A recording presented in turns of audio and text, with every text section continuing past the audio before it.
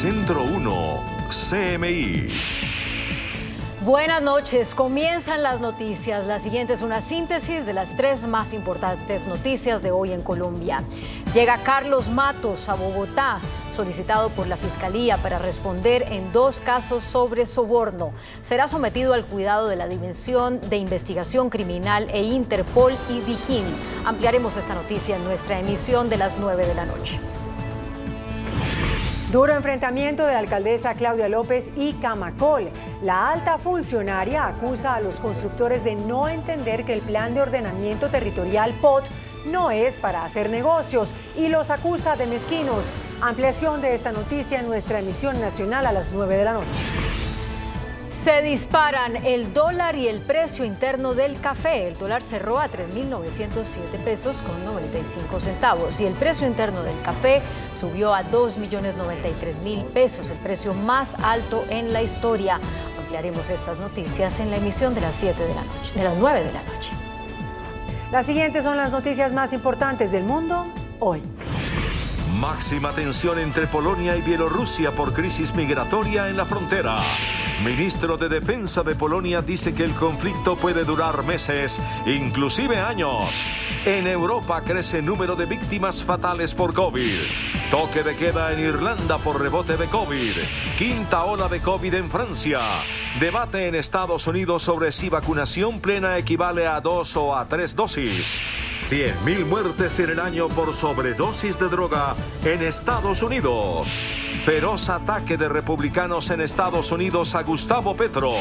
Es un terrorista, dice congresista de la Florida.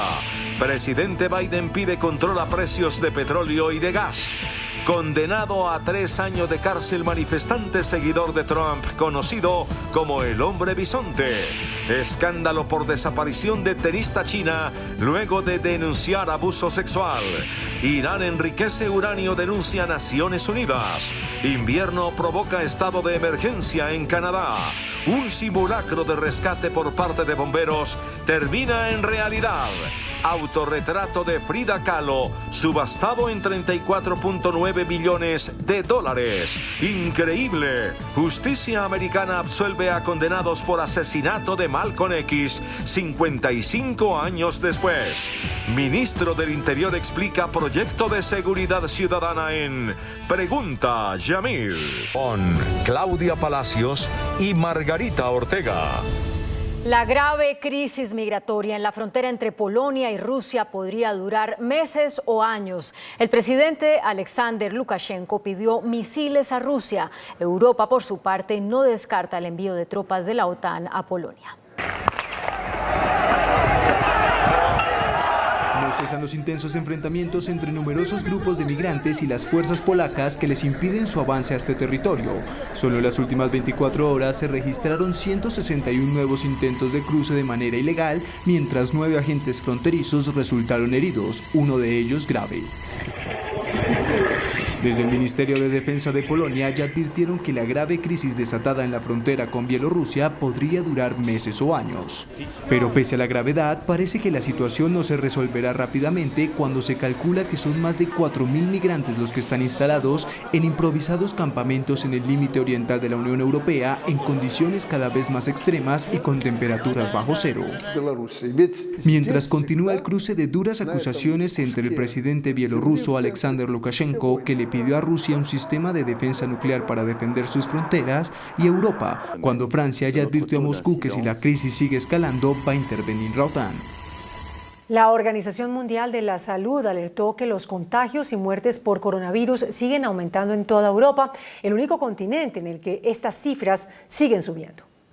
Pese a que la fatalidad de la pandemia ha cedido en gran parte del mundo, en gran medida gracias a las masivas campañas de vacunación, Europa es golpeado por una nueva ola y solo en la última semana registró un aumento del 5% de las muertes por COVID-19, mientras que en el resto de continentes el número de decesos se mantuvo estable o disminuyó, según el último informe epidemiológico de la OMS. El organismo añadió que de continuar con estas cifras de contagios y la evolución del virus, se podría llegar a tener 500.000 de muertes en Europa y Asia Central hasta el 1 de febrero de 2022, si las naciones y las autoridades no reaccionan para contener esta nueva ola de la pandemia. En América, los fallecimientos por esta causa descendieron un 3%, en la región del Pacífico Occidental, que incluye China, un 5%, y en el Mediterráneo Oriental un 14%. Sin embargo, el número de contagios aumentó un 6% a nivel global. Por regiones, el incremento fue de 8% en Europa y en América, mientras hubo un 33% menos de casos notificados desde África. Pese a que Irlanda es el país europeo con una de las tasas de vacunación más altas, el gobierno decidió reimponer el toque de queda por el alarmante aumento de contagios. Irlanda nuevamente impone restricciones y toque de queda de medianoche en bares, restaurantes y clubes nocturnos a partir de este jueves. Las medidas también incluyen que las personas trabajen desde casa y una expansión del requerimiento de un pase de vacunación. Los ciudadanos ahora deben mostrar su certificado de vacuna para ingresar a teatros y cines. El primer ministro irlandés Michael Martin pidió un esfuerzo colectivo para mantener abierta la economía de Irlanda y señaló la imagen emergente en toda Europa, donde los casos de COVID-19 en general están aumentando y provocando que los gobiernos introduzcan nuevas restricciones. Además, pidió a los irlandeses que vuelvan a reducir sus contactos sociales. Irlanda tiene una de las tasas de vacunación más altas de Europa, con un 89,1% de las personas, pero su programa de refuerzo solo ha estado disponible para los mayores de 60 años, los trabajadores sanitarios y las personas en situación de riesgo. El gobierno está haciendo planes para ofrecer terceras dosis a las personas mayores de 50 años y a las personas con problemas de salud subyacentes. Por su parte, las autoridades sanitarias de Francia alertaron a la población que una quinta ola de contagios de coronavirus que está golpeando al país tras detectar que la transmisión se aceleró en un 40% en la última semana. Francia, que durante la última semana registró cerca de 9.500 contaminaciones diarias, está experimentando una acelerada en la propagación del COVID-19 y las autoridades desde ya han alertado a todos los franceses sobre la inminente llegada de una quinta ola de la pandemia. Así lo aseguró el ministro francés de Salud, Olivier Véran, quien dijo que la circulación del coronavirus se aceleró un 40% en los últimos 7 días, aunque estimó que gracias a la vacunación masiva, el país podrá atravesar esta nueva ola sin una excesiva saturación hospitalaria y sin demasiados fallecimientos. Sin embargo, Francia solo tiene al 67% de su población inmunizada y expertos advierten que también es probable que el sistema hospitalario no sepa responder a una nueva crisis, pero de momento, solo un 22% de las UCIs del país están ocupadas. Entre tanto, en Estados Unidos ha surgido un nuevo debate a causa de la alta viralidad de la variante Delta del COVID. Las autoridades de salud y los Centros para el Control y Prevención de Enfermedades analizan si una persona se debería considerar completamente vacunada con 2 dosis o solo cuando haya recibido 3. La disminución de la inmunidad de las vacunas y el aumento de las infecciones debido a la variante Delta han llevado a las naciones ricas a reconsiderar la definición de completamente vacunado, que generalmente significa 2 inyecciones de COVID-19. En países europeos, la tercera dosis se está convirtiendo en algo obligatorio. En Francia, el presidente Emmanuel Macron anunció que para el 15 de diciembre las personas mayores de 65 años necesitarían una tercera dosis para revalidar su ruta de vacunación en el país. En Austria, la vacunación completa expira 9 meses después de la segunda dosis, lo que obliga efectivamente a una vacuna de refuerzo. Por otra parte, en Israel se requiere una tercera dosis para ser elegible para un pase verde que permite la admisión a gimnasios, restaurantes y otros lugares. Es por eso que ahora es posible que se necesite hasta 3 dosis de la vacuna contra el COVID-19 para que se considere que está completamente vacunado. La Organización Panamericana de la Salud confirmó hoy que más de la mitad de la población del continente americano ya recibió el esquema completo de vacunación contra el COVID-19. A pesar de que en América Latina y el Caribe todavía hay una desigualdad muy importante entre países en cuestión de vacunación, la OPS aseguró que la mitad de la población de la región ya ha recibido la pauta completa de vacunas contra el COVID-19 y que unos 750 millones de dosis ya se han administrado. Today we have reached an important milestone. Half of people in Latin America and the Caribbean have been fully vaccinated against COVID-19. And nearly 3.5 million COVID vaccine doses are due to arrive in our region this week. La directora de la OPS subrayó las diferencias existentes entre países en el ritmo de vacunación y recordó que en naciones como Guatemala, San Vicente y las Granadinas, Jamaica, Nicaragua y Haití, menos del 20% de las personas han sido completamente inmunizadas. Por otro lado, informó que América registró 760.000 nuevos casos y 12.800 muertes. Por otro lado, informó que América registró 760.000 nuevos casos y 12.800 muertes en los últimos 7 días, un 5% y un 17% menos que la semana anterior respectivamente. Sin embargo, varias de las naciones más grandes del continente como Estados Unidos, Colombia y Brasil registraron un leve repunte en el número de los casos después de semanas de tendencia a la baja. La congresista republicana estadounidense María Elvira Salazar arremetió contra el candidato Gustavo Petro, a quien tildó de ladrón y terrorista durante una audiencia en la Cámara de Representantes en la que cuestionó con dureza la posición del Departamento de Estado frente a la candidatura presidencial de Petro. María Elvira Salazar, una legisladora y periodista cubanoamericana recordada por recibir el apoyo del uribismo para ser elegida en la Cámara de Representantes y hacer público el aprecio y admiración que el expresidente Álvaro Uribe Vélez y ella se tienen mutuamente, lanzó duros ataques contra Gustavo Petro, a quien calificó de terrorista en el marco de una audiencia del Congreso con el subsecretario del Departamento de Estado para el Hemisferio Occidental, Brian Nichols, donde cuestionó la postura de la administración Biden frente al candidato del pacto histórico. Mr. Biden no tiene idea quién es Gustavo Petro. He has no idea who Gustavo Petro is. I'm going to tell you who he is. He's a thief, he's a socialist, he's a Marxist, he's a terrorist, and he's leading the polls for president of Colombia. Do you share my opinion about Petro?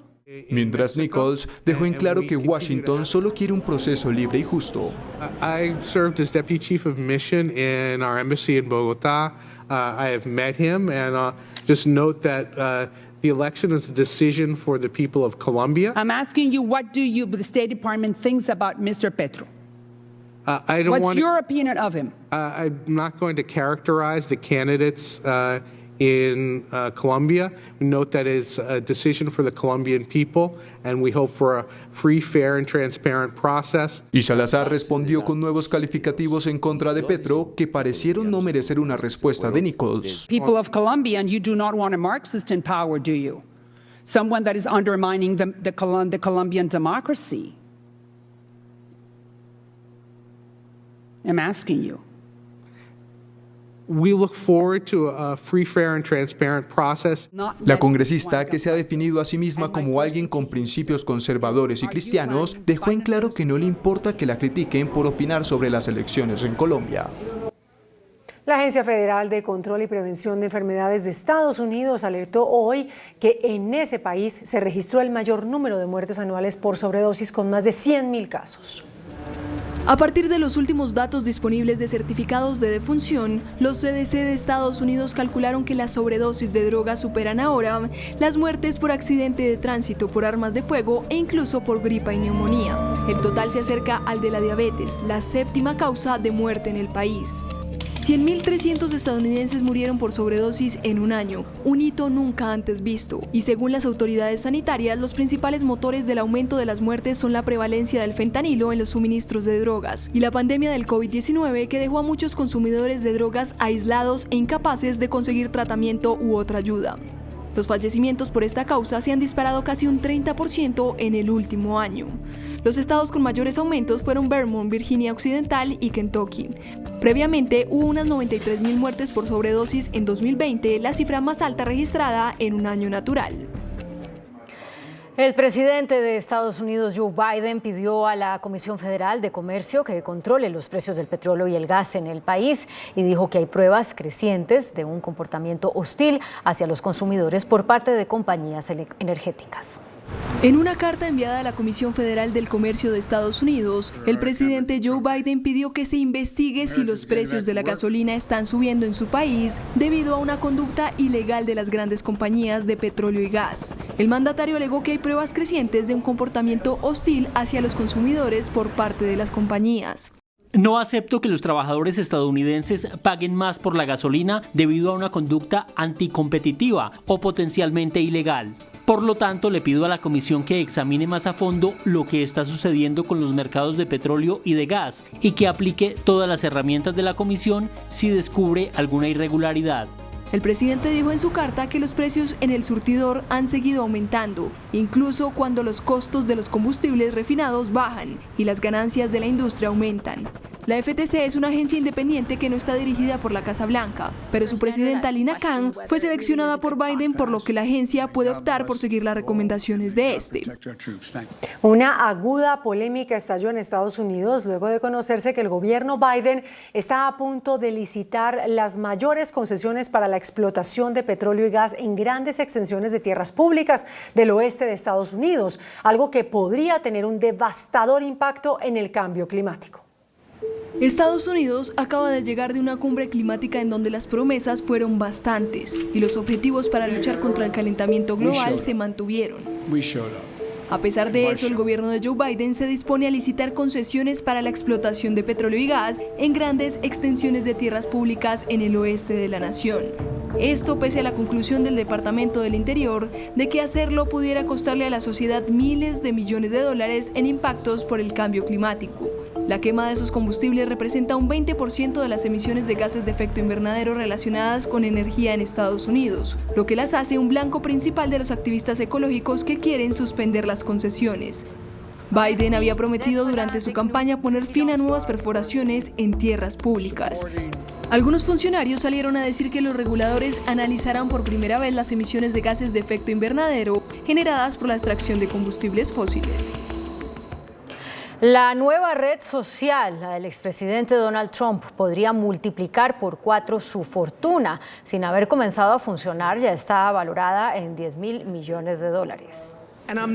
La fortuna que acumuló el expresidente Donald Trump a lo largo de sus 75 años entre jugosas herencias y millonarios negocios inmobiliarios quedaría pequeño ante el valor de su nuevo negocio, centrado en el mundo de las redes sociales y que ha recibido el espaldarazo de numerosos inversores en la bolsa. El monto exacto de las cuentas de Trump, entre sus grandes activos y cuantiosas deudas, siempre estuvo rodeado de misterio. Según la revista Forbes, su fortuna asciende a $2.500 millones. Eso sería solo una fracción de lo que valdría Trump Media and Technology Group, que sin haber salido al ruedo ya está evaluada por los inversores en hasta $10.000 millones. Cabe recordar que en octubre Trump anunció el lanzamiento de su plataforma y manifestó que su primer producto será la nueva red social Truth Social, buscando atender a los usuarios conservadores que quedaron molestos con Facebook y Twitter, redes que expulsaron al exmandatario por la difusión de noticias falsas y su rol en el ataque al Capitolio. Y Jacob Chansley, seguidor de Donald Trump y conocido popularmente como el hombre bisonte, fue condenado hoy a 3 años y 5 meses de cárcel por su participación en la toma del Capitolio el pasado 6 de enero.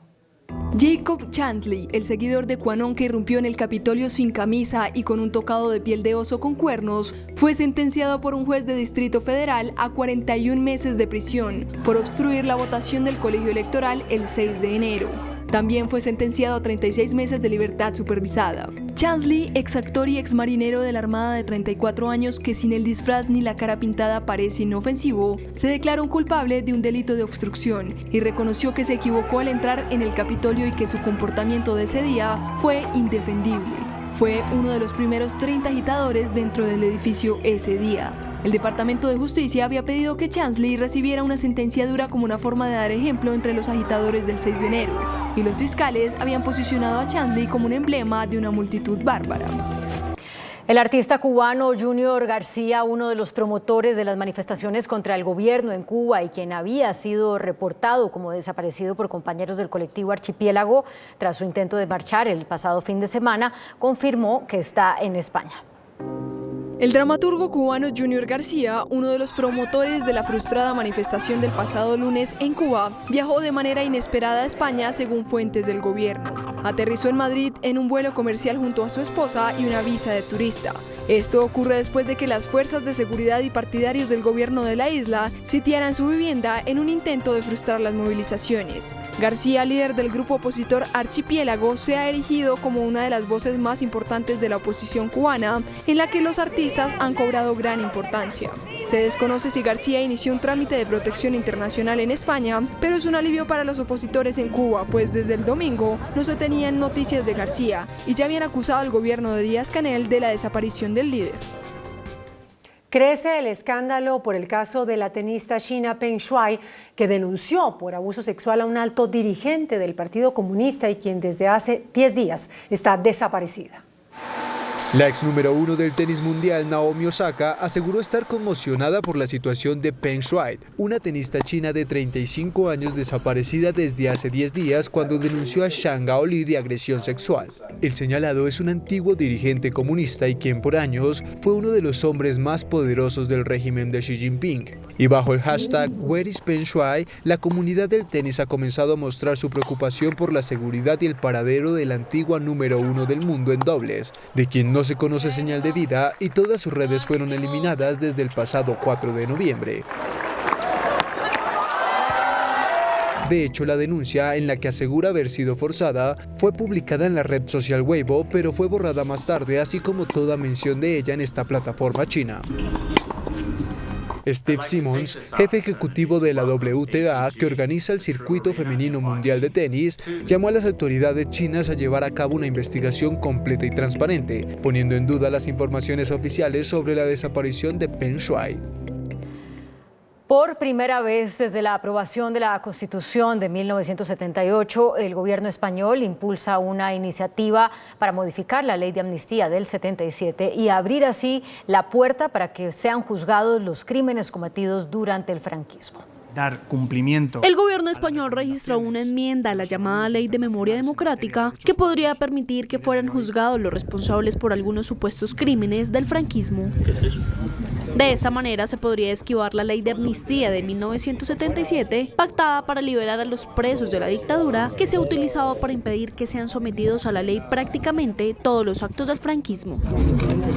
El texto, pactado por el Partido Socialista Obrero Español y Unidas Podemos, los dos partidos socios en el gobierno, señala que todas las leyes españolas, incluida la de 1977, se interpretarán y aplicarán de conformidad con el derecho internacional convencional y consuetudinario, y en particular con el derecho humanitario, donde no se pueden amnistiar los crímenes de guerra, de lesa humanidad, genocidio y tortura.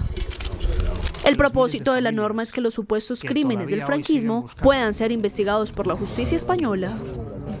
Irán sigue aumentando sus reservas de uranio enriquecido a altas concentraciones, pese a que este es un claro incumplimiento al acuerdo de 2015 alcanzado con potencias internacionales, según alertó la Agencia de Supervisión Nuclear de Naciones Unidas. En su reporte trimestral confidencial, el Organismo Internacional de la Energía Atómica dijo a los Estados miembros que Irán tiene unas reservas estimadas en 17,7 kilos de uranio enriquecido hasta el 60%, un aumento de casi 8 kilos desde agosto pasado, lo que significa que esta nación islámica sigue aumentando sus reservas de este elemento químico, pese a que es un claro incumplimiento al acuerdo de 2015 alcanzado con potencias internacionales. Esto con el objetivo de contener el programa nuclear iraní, debido a que este uranio puede refinarse con facilidad para fabricar armas atómicas, mientras Irán sigue bloqueando las inspecciones internacionales de la Agencia de Supervisión Nuclear de Naciones Unidas. 2 días de tormentas torrenciales causaron graves estragos en la provincia canadiense Columbia Británica. Las inundaciones y deslizamientos aislaron una amplia región de Vancouver del resto de Canadá. La Fuerza Aérea ayuda a evacuar a cientos de personas. Una persona ha sido reportada como fallecida, pero se teme que el número de víctimas aumente debido a los desprendimientos de tierra en gran parte de esa provincia canadiense. Columbia Británica es la tercera mayor urbe de Canadá y en cuya zona metropolitana viven unos 2.600.000 personas. Bomberos que realizaban simulacros de rescate acuático para un video de reclutamiento pasaron en un instante del entrenamiento a la realidad cuando un hombre cayó al agua en su auto muy cerca de donde realizaban los ejercicios. Hay situaciones que se producen por estar en el lugar correcto y en el momento adecuado, y esto le ocurrió a un grupo de bomberos en Maryland, quienes se encontraban realizando ejercicios de rescate acuático con el objetivo de filmar un video de reclutamiento recreando una situación de peligro. Sin embargo, el entrenamiento se volvió realidad en cuestión de segundos después de que un hombre condujo su vehículo al agua. Y con las cámaras rodando, el equipo de buceo de estos bomberos entró inmediatamente en acción. Uno de los rescatistas tuvo que romper la ventana del auto para poder sacar al hombre, que estaba en estado de shock antes de que éste se hundiera por completo. El incidente ocurrió en el lugar correcto y en el momento adecuado, pues según los bomberos, de no haber estado allí, este hombre posiblemente hubiera muerto. Un autorretrato de Frida Kahlo es ahora la obra más costosa de un artista de América Latina vendida en una subasta. El cuadro, titulado Diego y yo, definido como un símbolo de su relación apasionada y conflictiva con Diego Rivera, fue subastado por $34,9 millones por la casa Sotheby's en Nueva York. La pintura Diego y yo fue uno de los últimos autorretratos de esta icónica artista, quien además batió el récord que ostentaba hasta hoy una obra del propio Diego Rivera desde 2018. Más de 50 años después de haber sido sentenciados, dos de los presuntos autores de la muerte del líder afroamericano Malcolm X en Estados Unidos serán exonerados por la justicia de ese país. Una nueva investigación determinó que el FBI y otras autoridades ocultaron pruebas determinantes que habrían evitado su condena. Dos hombres condenados en 1966 por el asesinato en Nueva York del activista Malcolm X, uno de los mayores exponentes de la lucha contra el racismo, podrían ser absueltos. Según el fiscal Cyrus Vance, estos hombres no tuvieron derecho a la justicia que merecían. El juicio por la muerte del líder afroamericano en febrero de 1965 estuvo salpicado de errores y omisiones, según una investigación que realizó la Fiscalía del Distrito de Manhattan y los abogados de ambos condenados. Tras 22 meses, la pesquisa concluyó que tanto el FBI como la policía de Nueva York ocultaron pruebas que, de haberse hecho públicas, habrían llevado probablemente a la absolución de los dos hombres que pasaron décadas en la cárcel por un crimen que no cometieron. Malcolm X fue asesinado el 21 de febrero de 1965 cuando se disponía a hablar en una asamblea en el salón de baile Audubon en Manhattan, en el cenit de su popularidad por su lucha por la igualdad y los derechos humanos. Noticentro 1 CMI presenta una empresa comprometida por Colombia. En el 2015, Colombia firmó y se comprometió con el Acuerdo de París con el objetivo de disminuir para el 2030 el 50% de gases de efecto invernadero. La meta es titánica como necesaria, así que la industria del transporte de carga y pasajeros se ha visto comprometida en los últimos años en generar un impacto positivo en el medio ambiente. Hoy vemos que el gas natural vehicular es el energético más costo eficiente. ¿Qué quiere decir esto? Que produce la misma potencia a menor costo en comparación al resto de los energéticos que existen en el mercado. 5.300, 5.400 pesos que valen 3 metros cúbicos mueven lo mismo que un galón de diésel o gasolina que vale 8.700 o 9.000 pesos. Ese diferencial es lo que uno llama un beneficio económico. El gas natural, si bien es un combustible fósil, elimina virtualmente el 100% de material particulado, que es el causante de enfermedades respiratorias. Hoy, el mejor ejemplo es el sistema Transmilenio de Bogotá. Más de 88 millones de toneladas de hollín se han dejado de emitir al medio ambiente. Hoy, Banti, con casi 200 estaciones de servicio en el área de influencia. A nivel nacional, Colombia tiene casi 800, 790 estaciones donde los usuarios pueden encontrar gas natural vehicular. Por eso vemos en el gas natural vehicular una oportunidad para que toda la logística de carga de pasajeros en todos los municipios, en todas las ciudades del país, se muevan con este energético.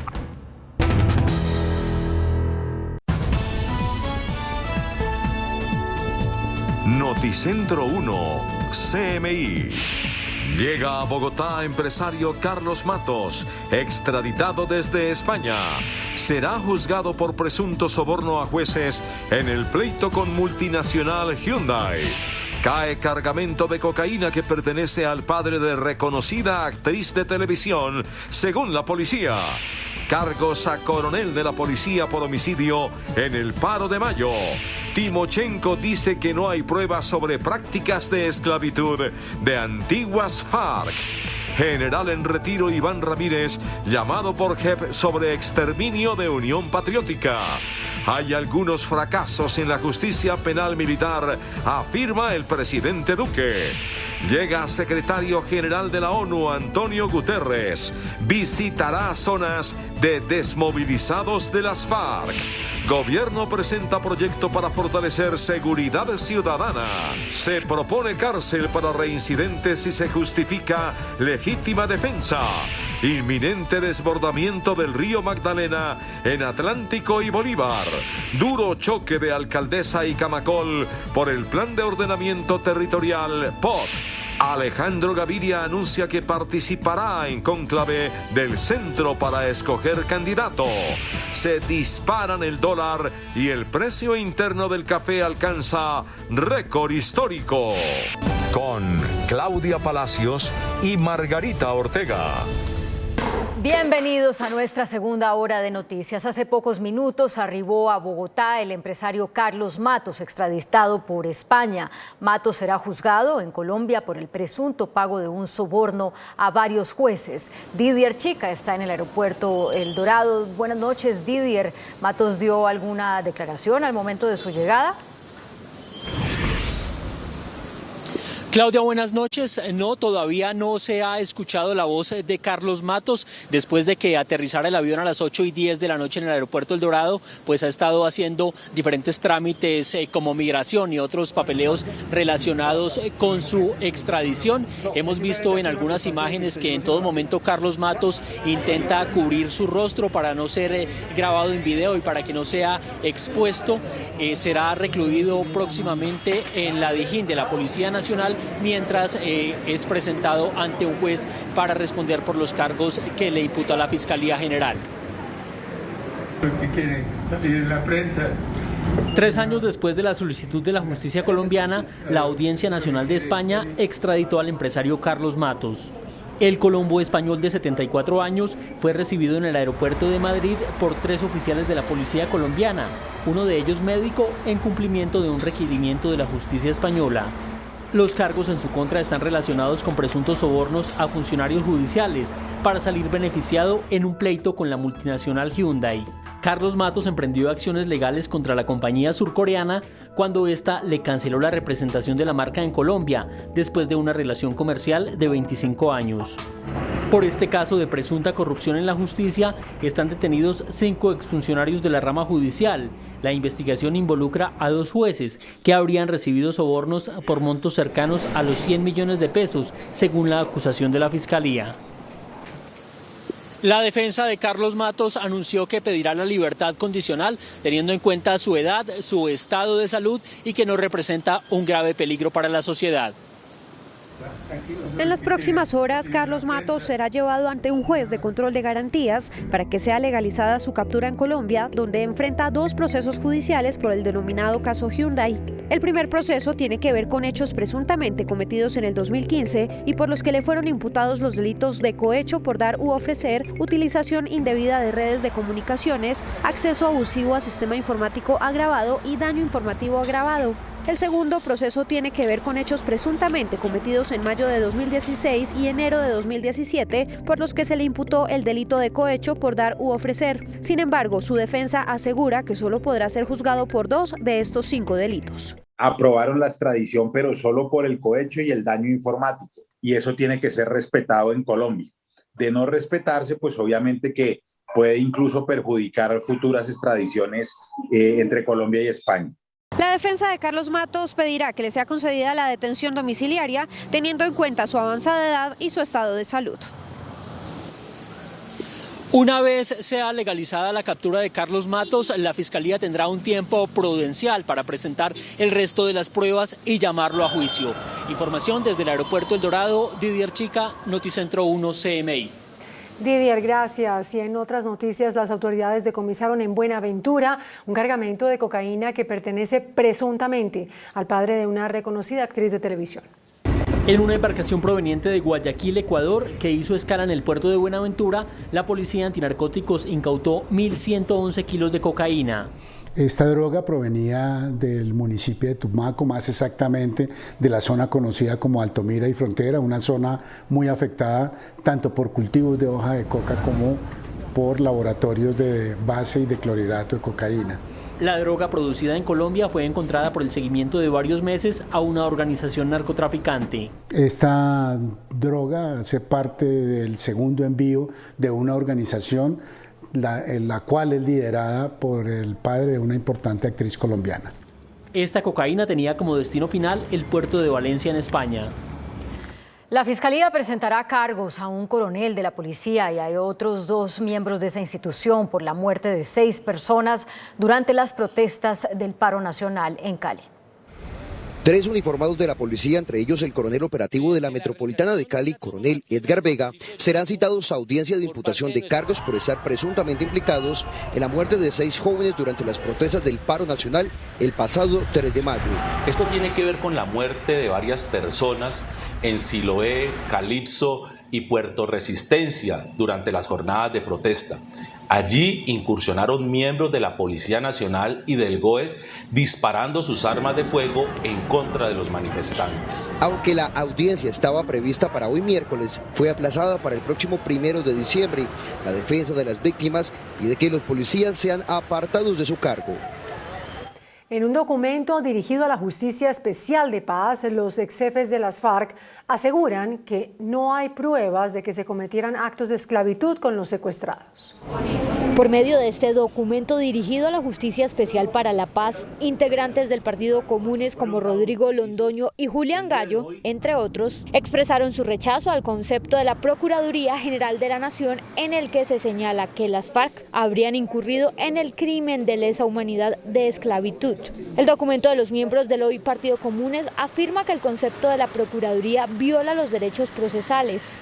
La ausencia de exposición de elementos que permitan una mínima injerencia de participación a efectos de determinar que la persona es responsable. Asimismo, los ex-FARC radicaron recursos de reposición y en subsidio de apelación y reiteraron el compromiso con el sistema integral de verdad, justicia, reparación y no repetición.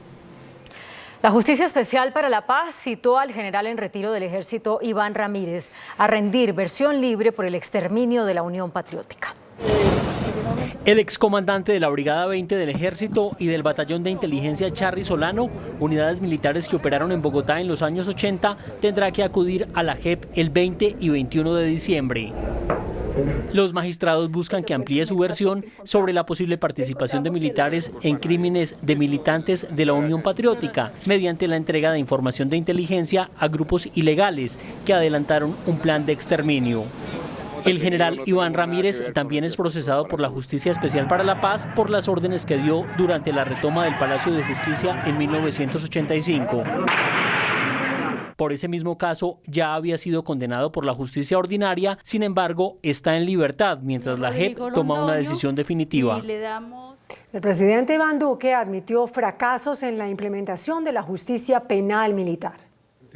Durante su participación en el Encuentro Internacional de la Justicia Penal Militar que se lleva a cabo en Cartagena, el presidente Iván Duque reconoció los fracasos en la implementación de esta justicia en el país. Y yo diría que el primer gran fracaso fue no haber asumido desde la nueva Constitución una consolidación institucional vigorosa, soportada por la transparencia en sus decisiones y que tuviera también un elemento de incuestionabilidad.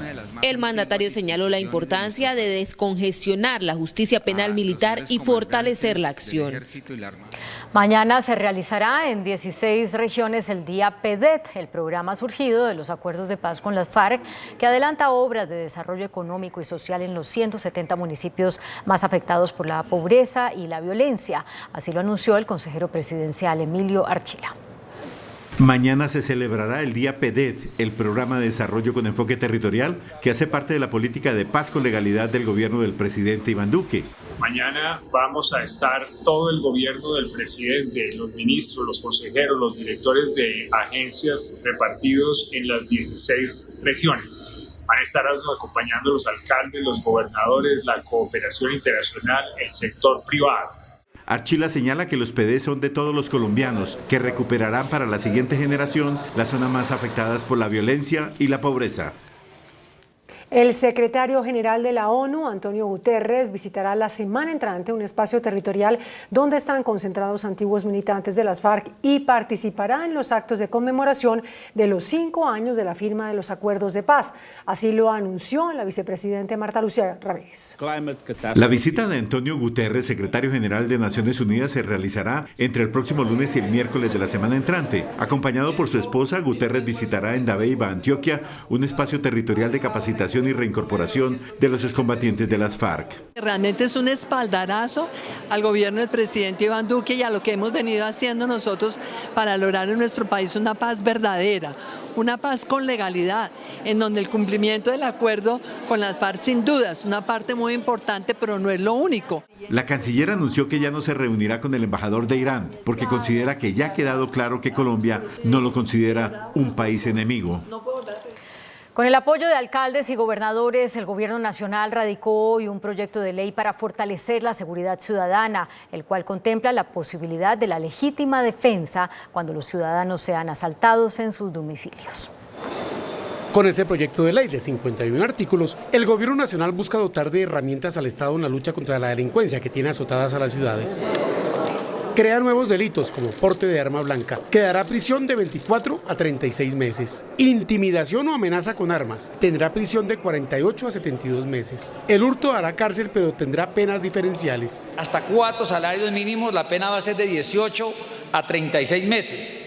Y en cuantía superior a los 4 salarios mínimos, entre 24 y 48 meses.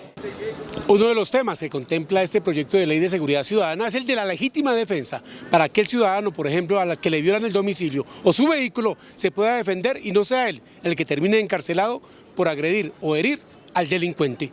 Por eso aquí queda absolutamente claro que la legítima defensa, cuando es en violación de un domicilio, cuando es en violación de un establecimiento comercial que no está abierto al público, o cuando sea inclusive en un vehículo, debe ser cubierto por una legítima defensa en donde hay una presunción de que la persona se defendió, inclusive cuando sea o se haga el uso de fuerza letal para defender ese ingreso. El derecho a la defensa La iniciativa cuenta con el respaldo de gobernadores y alcaldes y con el consenso de Procuraduría y Fiscalía. En la plenaria del Senado, el fiscal general Francisco Barbosa se opuso al proyecto de acto legislativo que propone que sea el presidente quien escoja al jefe del ente acusador. La oposición al proyecto del senador Ruy Barreras, que busca que sea el presidente de la República el que elija al fiscal general de la Nación, de terna que envía a la Corte Suprema de Justicia, la hizo el fiscal Barbosa porque dice que es inconstitucional e inconveniente. Sino que elige el presidente de la República un funcionario judicial, directamente violando la separación de los poderes públicos. Sostiene que la elección del fiscal, tal como está hoy, terna enviada por el presidente y elección de la Corte Suprema, es óptima para la separación de poderes. Un juez envió a la cárcel a uno de los asesinos de Diego Cardoso, el joven ciclista que murió a manos de delincuentes en la ciclorruta de la calle 26 con Boyacá.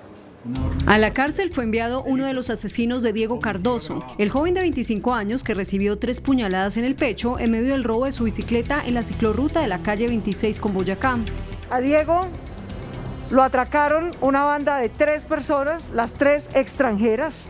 Los vamos a hacer pagar por su crimen. Las autoridades ofrecieron una recompensa para dar con el paradero de los otros 2 delincuentes que participaron en el robo. Se mantiene el ofrecimiento hasta 20 millones de pesos por quien nos aporte información para lograr la captura de estos 2 delincuentes. En el último mes fueron desarticuladas 2 bandas dedicadas al hurto de bicicletas en Bogotá. Varias de las bicicletas recuperadas fueron entregadas a sus propietarios este miércoles. En Bogotá es que cada vez es peor la violencia en medio de los robos que se presentan en la ciudad. Los ataques con ácido en medio de atracos tienen en alerta a las autoridades. Noticentro 1 CMI conoció el caso más reciente, el de un hombre al que por robarle su celular le rociaron ácido. Tiene los ojos demasiado inflamados, muy rojos, y la garganta la tiene muy inflamada igualmente, por eso lo tuvieron que entubar, porque no podía respirar por sí solo. Es la historia de Edison Arbey Rojas, un hombre de 26 años quien fue atacado con ácido en medio de un robo en su taxi.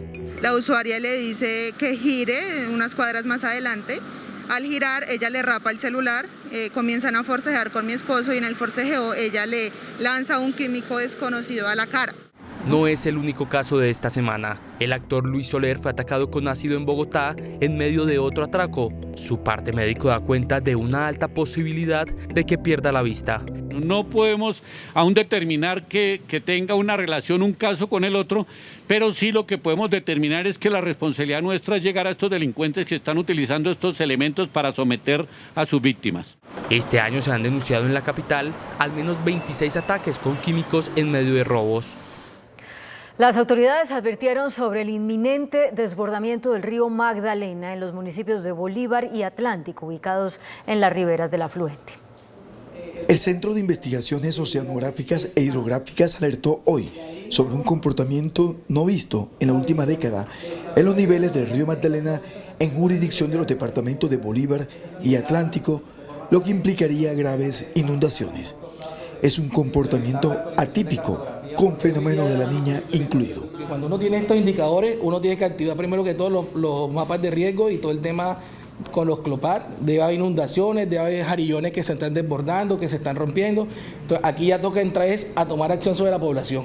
La alta sedimentación y la fuerte corriente son las que también están generando problemas en el canal de acceso al puerto de Barranquilla. La última medición informó de un calado de 7.6 metros por la alta sedimentación. La Corte Constitucional decidirá esta semana si despenaliza totalmente el aborto en Colombia.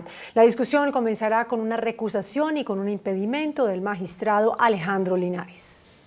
La despenalización total del aborto ya tiene 4 votos de 5 que se necesitan en la Corte, pero uno de estos votos está en veremos, pues se discutirá mañana un impedimento del magistrado Alejandro Linares, quien mostró su postura pro despenalización en una entrevista. El magistrado Alejandro Linares también fue recusado por una ciudadana. Si aceptan el impedimento y la recusación, la despenalización total del aborto solo sería posible si las magistradas Gloria Ortiz y Diana Fajardo se unen a los 3 votos seguros que ya hay, los de los ponentes pro despenalización Alberto Rojas y Antonio Lizarazo y el del magistrado José Fernando Reyes. Aumenta la polémica por el plan de ordenamiento territorial de Bogotá. La alcaldesa Claudia López acusó a los constructores de hacer negocios con el volteo de tierras y de ser mezquinos con la iniciativa. El ambiente para la discusión del plan de ordenamiento territorial se calentó aún más este miércoles por cuenta de unos trinos de la alcaldesa. Camacol debe entender que el POT no es para hacer negocios de constructores que ganan a punta de volteo de tierras, viviendas sin ciudad y ciudad sin equidad. Un acuerdo de ciudad para el POT implica que cedan en esa mezquindad ruinosa para las mayorías, la ciudad y la democracia. El sector ha presentado varios reparos al POT al considerar que la restricción a las BIS, como establecer un área mínima de 36 metros cuadrados, frenaría la construcción de este tipo de vivienda. Nuestro llamado es a no satanizar a un sector y a un gremio que por más de 65 años ha sido un aliado fiel de la ciudad y la región. Al POT se le agota el tiempo en el Consejo. Ha habido una serie realmente de jugaditas a lo largo de la discusión de este proyecto. Aquí han llegado anónimos, han llegado recusaciones falsas. El Consejo tiene plazo hasta el 8 de diciembre para tomar una decisión. El ministro de Salud, Fernando Ruiz, hizo una advertencia a los comerciantes sobre el cumplimiento de medidas sanitarias durante el día sin IVA. A pocas horas de iniciar una nueva jornada de día sin IVA, el gobierno nacional hizo esta advertencia. Aún seguimos en pandemia. El ministro de Salud les envió este mensaje a los comerciantes. En los centros comerciales aún se mantienen los aforos, que es obligatorio el uso del tapabocas, el lavado de manos. Esta noche los ministerios de Salud, Interior y Comercio expidieron una circular conjunta con medidas para evitar aglomeraciones durante el día sin IVA y aclarando que no se pedirá el carnet de vacunación contra el COVID en los centros comerciales. Juan Armando Rojas, Noticentro 1 CMI. Nuevamente volvieron a repuntar los contagios y las muertes por COVID-19 en el país. Suben los contagios y suben las muertes por COVID-19 en Colombia. Este miércoles se confirmaron otros 2.257 casos. Los activos también subieron a 13.933. Las muertes reportadas este miércoles, otras 47 El total de fallecidos por COVID-19 en Colombia, 127.912. Recuperados aumentaron con otros 1.938 para un total de 4.879.456. Y las cifras de los últimos 4 días, el domingo con 2.610 contagios, 43 fallecidos. Lunes 2.321 contagios, 24 fallecidos. Ayer 2.021 contagios, 32 fallecidos. Hoy 2.257 casos, 47 fallecidos. El ministro de Salud, Fernando Ruiz, dijo que solicitar el carnet de vacunación ha generado un aumento en la demanda de vacunas. Según el funcionario, el promedio de vacunas aplicadas está entre 350.000 y 400.000. El ministro anunció que la próxima semana estará disponible una nueva aplicación llamada MinSalud Digital que permitirá a la ciudadanía descargar el carnet de vacunación y las pruebas PCR.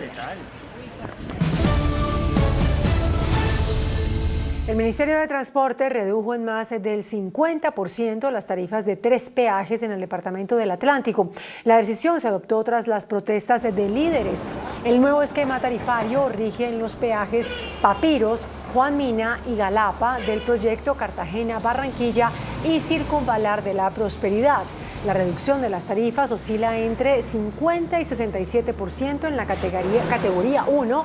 El peaje de Papiros pasa de 6.200 a 2.300 pesos. Y en los peajes de Galapa y Juan Mina, en esta misma categoría, la tarifa pasa de 13.200 a 6.700 pesos. Luego de la aprobación de la ley de desconexión laboral, el ministro del Trabajo, Ángel Custodio Cabrera, exhortó a las empresas a concertar horarios de descanso con sus trabajadores. Al participar en un evento de las cajas de compensación de Boyacá, el ministro de Trabajo celebró la aprobación en el Congreso de la República de la llamada Ley de Desconexión Laboral. ¿Qué dice la desconexión laboral? Es aceptar la realidad que estamos viviendo hoy en Colombia, con la cual los empleadores tienen que concertar con sus trabajadores los tiempos de descanso y todo lo demás.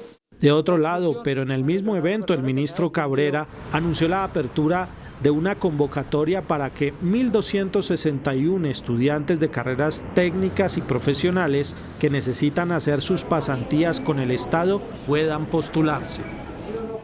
La mayoría de los universitarios enfrentan obstáculos para adelantar emprendimientos, así lo revela una encuesta de la Universidad del Rosario y la firma Cifras y Conceptos.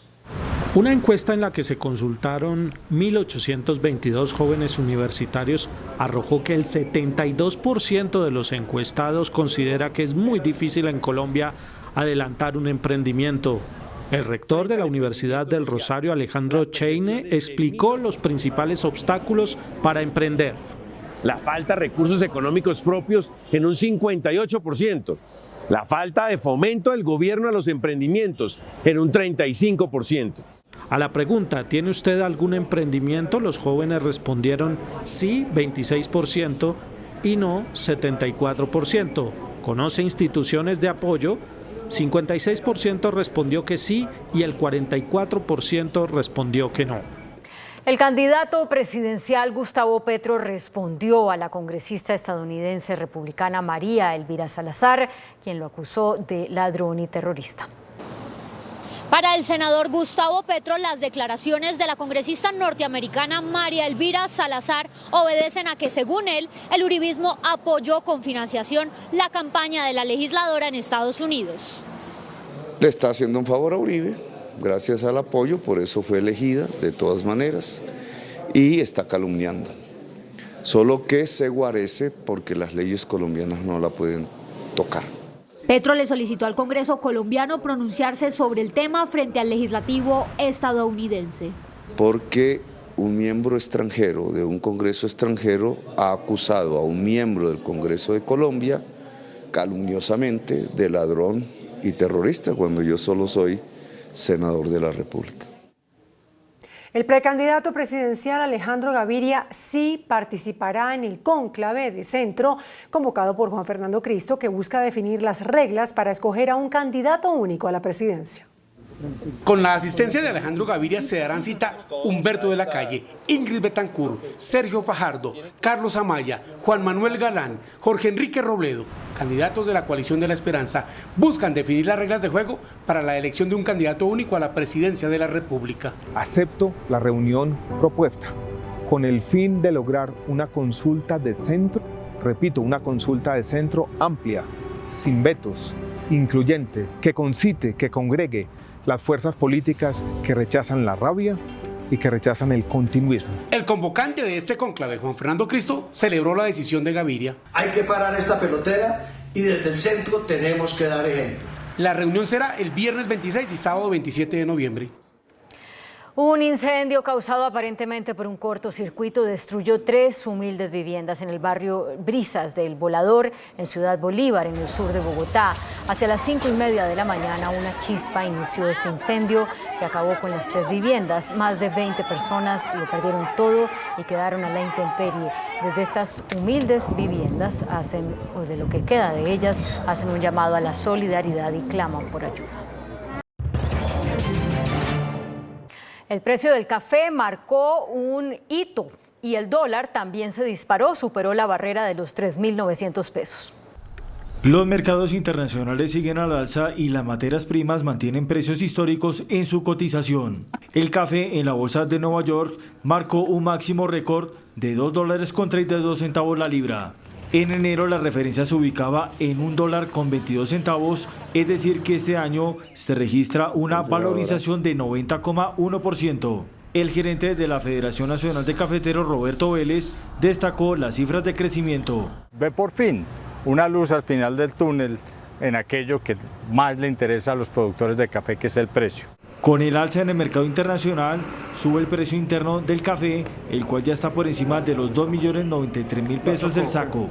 El dinamismo del café, el dinamismo de los precios del café han evitado que en más de 600 municipios de Colombia la pandemia de la mala economía haya llegado conjuntamente con la pandemia del COVID-19.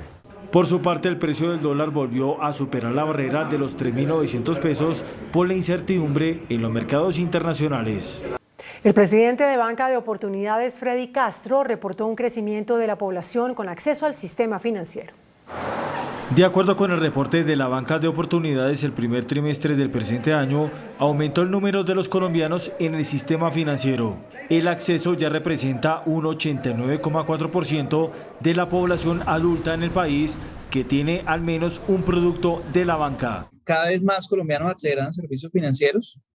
De hecho, yo me imagino que en 5 años ya no estaremos, mejor dicho, ya habremos llegado, sino al 100%, muy cerca de ese 100%, porque todas las personas desde un dispositivo móvil accederán fácilmente a estos servicios. Solo en el primer trimestre del año ingresaron al sistema 700.000 nuevos usuarios. El ministro de Minas, Diego Mesa, anunció para diciembre la adjudicación de cerca de 90 proyectos para la exploración y explotación de gas y petróleo. El gobierno anunció la puesta en marcha de la Ronda Colombia, que busca adjudicar una serie de proyectos para exploración de hidrocarburos. Serán 39 áreas de petróleo y gas que tendrán inversiones por $3.065 millones y genera 4.000 empleos. El 1 de diciembre esperamos recibir ofertas por las 28 áreas que ha puesto en el mercado la Agencia Nacional de Hidrocarburos y las 25 adicionales que ha nominado la industria. El sector resalta la iniciativa. Lo importante es que existe una articulación público-privada, pero también una articulación institucional para resolver esos problemas de superficie que hoy impiden que esas campañas exploratorias se lleven a cabo. La adjudicación tendrá impacto en el desarrollo regional. El índice de capitalización de la bolsa, que mide el comportamiento de las 20 principales acciones, cerró a la baja. El informe bursátil. El índice selectivo MSCI Colcap de la Bolsa de Valores de Colombia bajó 0,22% a 1.330 puntos. La acción preferencial del Grupo Aval fue la que más subió, con una valorización de 3,26% a 1.110 pesos. La acción de Enca fue la que más bajó, con una pérdida de 10,10% a 22 pesos con 5 centavos. La acción más negociada fue la de Preferencial Bancolombia al movilizar más de 34.000 millones de pesos con una variación negativa de 0,90% a 30.970 pesos.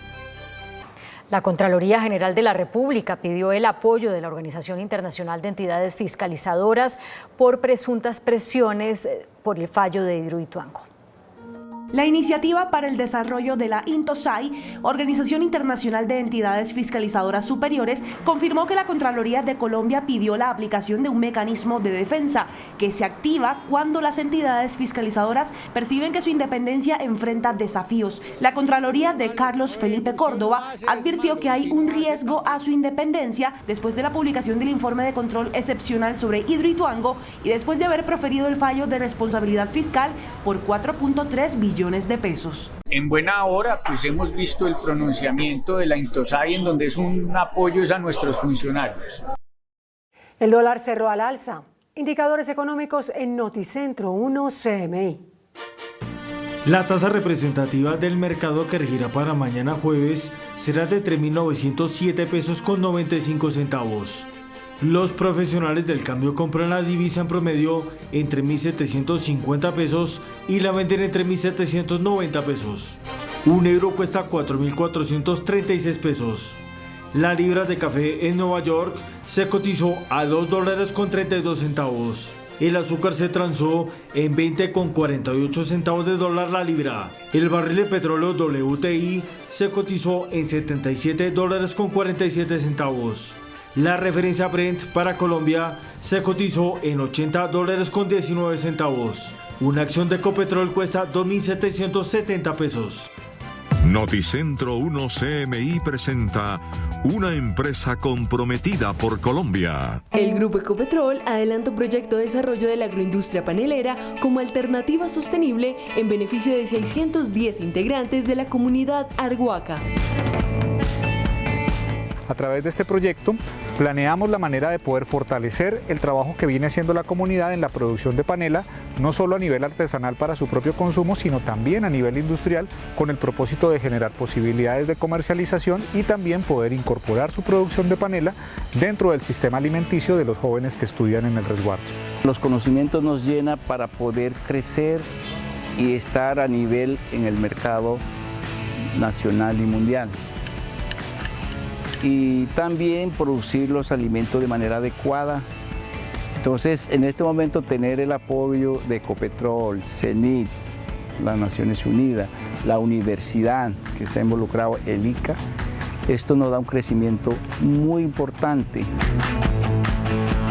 Algo que nos permita fortalecer su autonomía, sus tradiciones culturales, su gobierno propio, en algo que nos permita fortalecer el crecimiento de estas nuevas generaciones en ambientes que tengan seguridad alimentaria y que tengan un futuro que permita a estas comunidades crecer en compañía con nosotros como industria. Para CENIT es un orgullo hacer que se genere un desarrollo con las comunidades y con su cultura y sus actividades propias de producción en ese territorio. Nosotros tenemos la voluntad de apoyarles en su desarrollo económico.